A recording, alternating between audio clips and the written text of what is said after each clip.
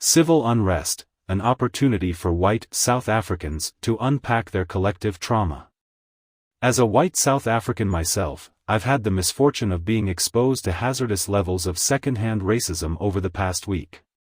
The central narrative here essentially being, they are rising up against us, in response to civil unrest in parts of the country. This article is thus an exercise in self-restraint as much as it is social commentary.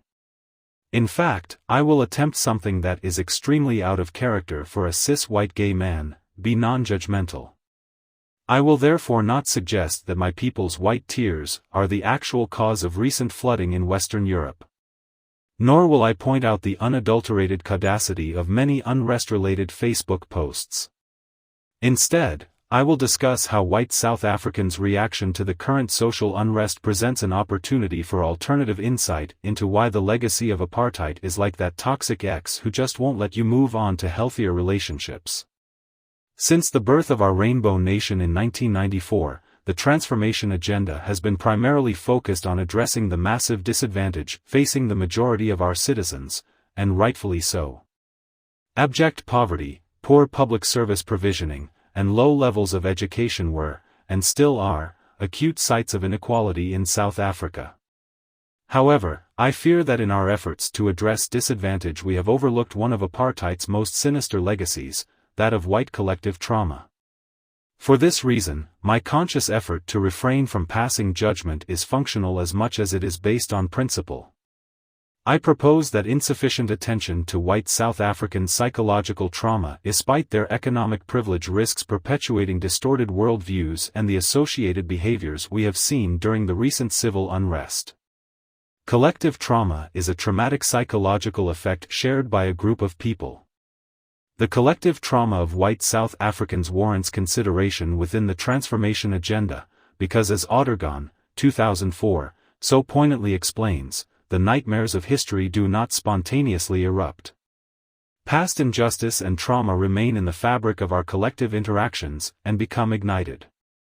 Insufficient acknowledgement of the collective trauma of white South Africans alongside that of our black compatriots leaves us exposed to manipulation and exploitation by those who do not share our vision of a united South Africa.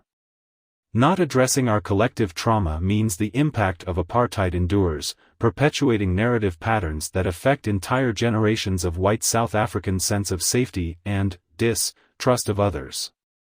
Enduring gross inequalities as a result of the apartheid regime is well documented but arguably not very well understood. I am far too often driven to thoughts of violence by my fellow white South Africans with expressions like, "Apartheid is over, why don't they just go get the jobs they want," or, "They aren't being oppressed anymore, they choose to live like that." Callous and insensitive? Yes. Indicative of how broken white South Africans are. Also, yes. So how did this happen? Following their election into power in 1948, the National Party instituted legislation that classified South Africans into 4 racial groups, namely white, native, colored, and Asian.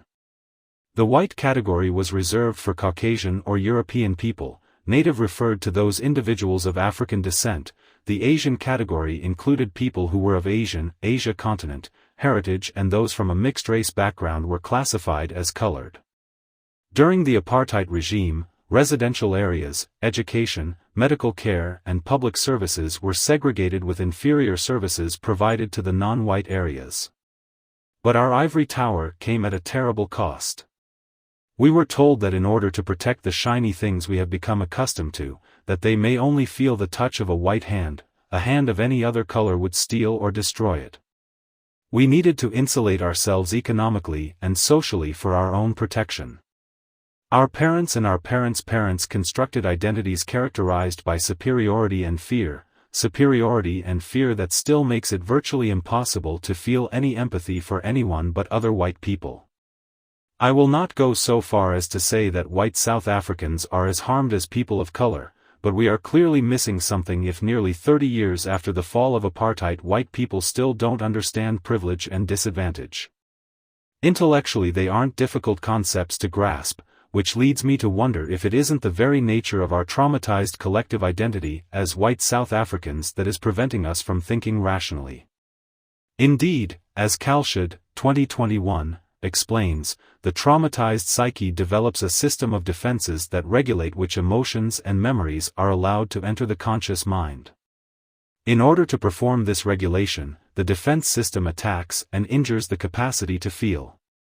As a result, the thought processes underpinned by a traumatized psyche is often polarized, dark and full of volatile emotion. With a traumatized psyche in the driver's seat, our thoughts fall into binary extremes, totalistic categories, and righteous anger. Others have described collectively traumatized communities as detached from others and hypervigilant to threat, with learned helplessness, thwarted aspirations, and insecurity. Add to that an apparent inner sense of goodness and innocence wherever race is discussed in white spaces, and it really should come as no surprise that "they are rising up against us" is the go-to response during civil unrest. In the traumatized mind, it is easier to understand rioting and looting as a personal attack by groups who want to do us harm than it is to empathize with people who are acting out of desperation. I've heard a lot of, "they have declared war because Zuma went to prison," and very little, "it must be terrible for poverty and unemployment to drive you to looting." Among the darkness, however, a glimmer of light shines through on social media showing displays of unity and solidarity. Seeing a diverse group of people come together and spontaneously sing the national anthem amid widespread civil unrest is quite moving. However, to ensure that public acts of solidarity like this do not become merely performative, as white South Africans we need to pay critical attention to what happens after we've locked arms with our black brothers and sisters. How do we think and talk about race? More specifically, how do we react to conversations on disadvantage and privilege? Are we more concerned with proving that we aren't bad people than we are willing to acknowledge the pain of others? Are we allowing our collective trauma to keep us from knowing our neighbors? Are we feeding the fear we have inherited? Its complexity and scope make the rehabilitation of collective trauma extremely difficult. As evidenced by dominant narratives in private white spaces, however, if not adequately addressed, trauma remains chronic and reproduces itself as an everlasting culture of pain. Like any other psychological intervention, rehabilitation has to be voluntary. I believe white South Africans can make a valuable contribution to the nation's transformation and unification by addressing our collective trauma. When opportunities for self-reflection arise, we need to take advantage of them, or I fear in another 30 years I will be in the back seat of my robot-driven flying car reading the same group chat messages about an impending race war.